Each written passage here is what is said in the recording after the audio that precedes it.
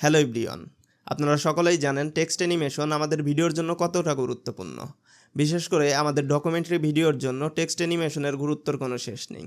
সেজন্য আমি আজকের ভিডিওতে আপনাদেরকে শেখাবো কিভাবে আপনারা আফটার ইফেক্টস ব্যবহার করে এরকম একটি ফ্লিকার টেক্সট অ্যানিমেশন তৈরি করবেন।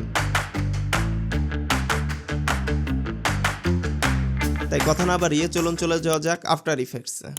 তো চলে আসলাম আফটার ইফেক্টসে। সর্বপ্রথম আমাদের একটি কম্পোজিশন ক্রিয়েট করে নিতে হবে। সেজন্য আমি চলে যাচ্ছি নিউ কম্পোজিশনে। এখান থেকে আমি 30 ফ্রেম রেটের একটি ফুল এইচডি কম্পোজিশন সিলেক্ট করে নিয়েছি এবং এর ডিউরেশন আমি দিয়েছি 5 সেকেন্ড। তারপর আমি এখান থেকে ওকে প্রেস করে দিচ্ছি। কম্পোজিশন ক্রিয়েট করা হয়ে গেলে আপনারা চলে যাবেন টুলবার থেকে আপনারা টাইপ টুল সিলেক্ট করে নেবেন। তারপর আপনারা প্রোগ্রাম মনিটরে এসে যে কোনো জায়গায় ক্লিক করে দিবেন। ক্লিক করার পর আপনারা চাইলে এখানে যে কোনো কিছু টাইপ করতে পারেন। সাপোজ আমি এখানে টাইপ করছি ফ্লিকার। তারপর আপনারা আবারও